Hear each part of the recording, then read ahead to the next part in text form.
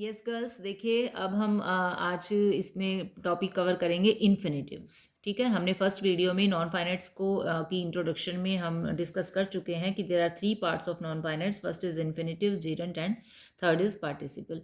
The first topic is infinitive. अब infinitive जैसा कि हमने फर्स्ट वीडियो में भी डिस्कस किया था, ये किसके साथ आता है? विद टू और विदाउट टू। ठीक है, विदाउट टू को हम बोलते हैं bare, bare infinitive. Bare infinitive का मतलब है कि विदाउट टू, कि जिसमें टू नहीं लगा हो। ठीक है, वैसे भी आपको पता है टू के बाद वर्ब की फर्स्ट फॉर्म आती ही है। देखिए अब जैसे आपका एग्जाम्पल है, he plan to go to market. वो क्या देंगे आपको पेपर में? वो कह देंगे कि इसमें से बताओ कौन सी फाइनाइट वर्ब है, कौन सी नॉन फाइनाइट वर्ब है। वो ऐसे दे देंगे। ठीक है, तो अब इस सेंटेंस को देखिए, अगर आपको ये सेंटेंस पेपर में आ जाता है और आपको कह दिया जाए कि पहचान करिए कि फाइनाइट वर्ब कौन सी है और नॉन फाइनाइट वर्ब कौन सी है, तो आप क्या करोगे? आप टेंस को चेंज करके देखो। ये प्लान देखिए सेकंड फॉर्म में दिया गया है। ठीक है, सेकंड फॉर्म में दिया गया है और इसको आप प्रेजेंट में बनाना, he plans to go to market. अगर यहाँ एस लगाते हैं आप ही की वजह से, तो टू गो का गोज नहीं होगा, टू गो का तो टू गो ही रहेगा। यानी जो चेंजेस है वो यहाँ आया है। तो यानी कि ये जो है वो आपकी फाइनाइट वर्ब है और ये जो टू गो, गो भी जो है वो आपकी नॉन फाइनाइट वर्ब है। एक क्वेश्चन तो इस तरह का आएगा बेटा पेपर में। ठीक है, खैर हम यह बात कर रहे थे कि इन्फिनेटिव का with to, he plan to go, यहाँ टू के साथ ये गो दिया है, ये क्या है? To infinitive. टू इन्फिनेटिव है। अगर आपको कह दें कि find out the to infinitive, तो to infinitive is to go. Next देखिए, she wants to serve the country. She wants to serve, wants भी है जो है आपकी फाइनाइट वर्ब हो गई, टू सर्व जो है वो टू इन्फिनेटिव होगा। अब ये देखिए, ये टू सर्व जो है वो काम क्या कर रहा है? ये काम कर रहा है as object to a verb. Object का काम कर रहा है वर्ब के ऑब्जेक्ट का। ठीक है, ऑब्जेक्ट मीन्स उद्देश्य की जो एक्शन है वो किस ऑब्जेक्ट, किस उद्देश्य से रिलेटेड हुआ है। अब एक्शन क्या है? वांट्स, चाहना। ठीक है, वो क्या चाह रहा है? सर्व करना चाह रहा है, सेवा करना चाह रहा है। तो ये ऑब्जेक्ट है किसका? वांट्स का।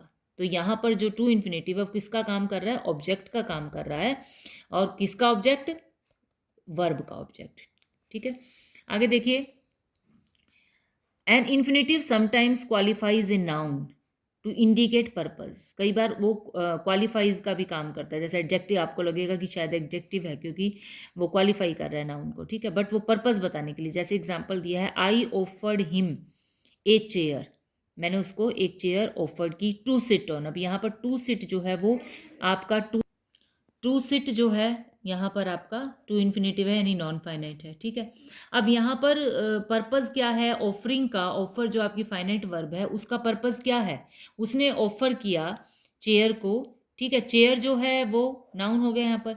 उस चेयर को वो क्वालिफाई कर रहा है कि वो किस लिए ऑफर कर रहा है? बैठने के लिए। तो यहाँ पर्पस जो है वो एक्शन का पर्पस जो है वो क्लियर हो रहा है। ठीक है, खैर आगे देखिए, I help the old man cross the road. अब यहाँ पर क्या है? देखो बेटा, I help the old man, to cross नहीं आएगा। वो हम अभी मैं डिस्कस करूंगी कि कहाँ टू आता है कहाँ नहीं। वो अलग सी वर्ब्स हैं, कुछ आपको याद करनी पड़ेगी। क्रॉस जो है वो सिंगल वर्ब की फर्स्ट फॉर्म है। ये आपका कौन सा नॉन फाइनाइट हो गया? ये बेयर इन्फिनेटिव होगा, BARE, बेयर। इसको याद कर लेना, जब टू नहीं लगता तो वो बेयर। इन्फिनेटिव की स्पेलिंग लर्न होनी चाहिए भाई, INFINITIVES। अच्छे से याद करना, गलत नहीं हो, वहाँ लिखना पड़ सकता है। तो ये बेयर इन्फिनेटिव का यूज़ है वर्ब की फर्स्ट फॉर्म। ठीक है, they invited us to sit and enjoy the music. आगे देखिए बेटा, और बहुत से एग्जाम्पल आपके टेक्स्ट बुक में दिए गए हैं, आप पढ़ सकते हैं।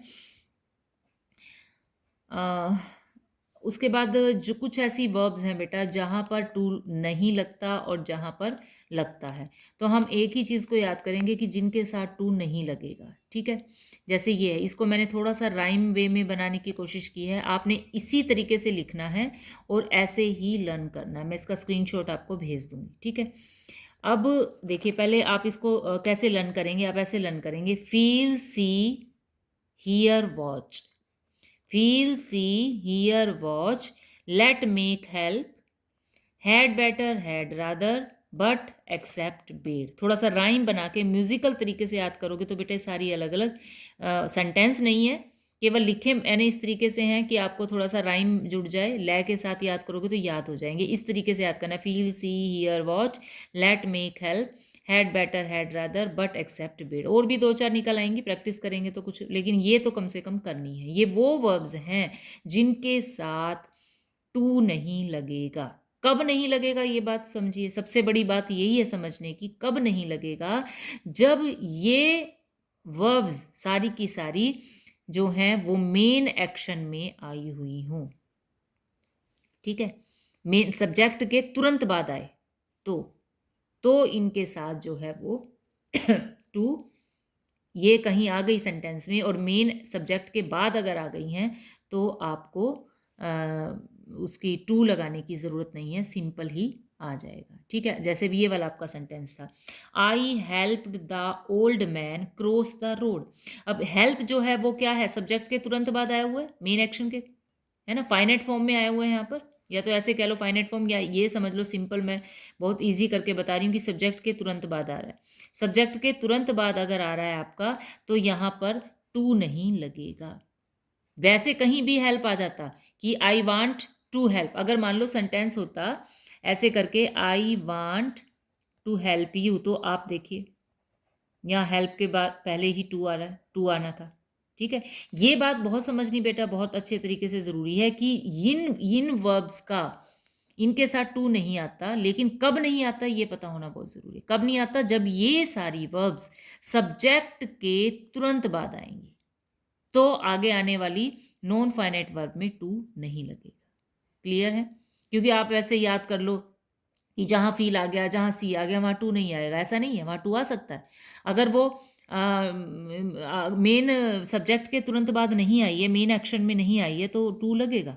ठीक है, सब्जेक्ट के तुरंत बाद आएंगी तब टू नहीं लगेगा, बस इतना याद करना है। फिर इनको आप राइम स्कीम से गाना बनाकर सॉन्ग की फॉर्म में इनको याद कर लेना है। ठीक है, जैसे देखिए स्टूडेंट्स वर मेड। अब देखिए मेड, मेड कहाँ, इसमें मेक है ना, लेट मेक हेल्प, मेक है, मेक की सेकंड फॉर्म आ गई, लेकिन कब कब आई, वर के बाद आई, सब्जेक्ट के तुरंत बाद नहीं आई, वर आ गया बीच में, तो टू लगेगा, टू स्टैंड, ये रहा टू इन्फिनेटिव। ठीक है, बात क्लियर है ना, तुरंत बाद आनी चाहिए, वर इज आरम कुछ नहीं होना चाहिए।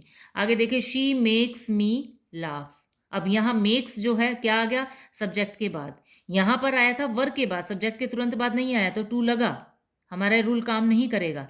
कब काम करेगा, जब ये बिल्कुल सब्जेक्ट के तुरंत बाद है। ठीक है, तभी ये पावरफुल है। बस ये मान लो जब सब्जेक्ट के तुरंत बाद आती हैं, ये मेन एक्शन में आती हैं, तभी पावरफुल होती हैं, और पावरफुल होती हैं तो इनके साथ ये टू नहीं लगने देती। ऐसे याद कर लो, शी मेक्स मी लाफ, यहाँ टू लाफ नहीं आएगा क्योंकि ये मेन एक्शन में है। ठीक है, उसके बाद हैड बेटर, हैड रादर देख लीजिए, you had better go and see her today, यहाँ टू नहीं आएगा क्योंकि हैड बेटर है। मदर हेल्प मी, हेल्प जो है वो मेन एक्शन में आ गया सब्जेक्ट के तुरंत बाद, mother help me cook, to cook नहीं आएगा, यहाँ बेयर इन्फिनेटिव आएगा। ठीक है, इन्फिनेटिव में बेटा केवल यही बात समझने की है, टू वर्ब की फर्स्ट फॉर्म और विदाउट टू केवल वर्ब की फर्स्ट फॉर्म।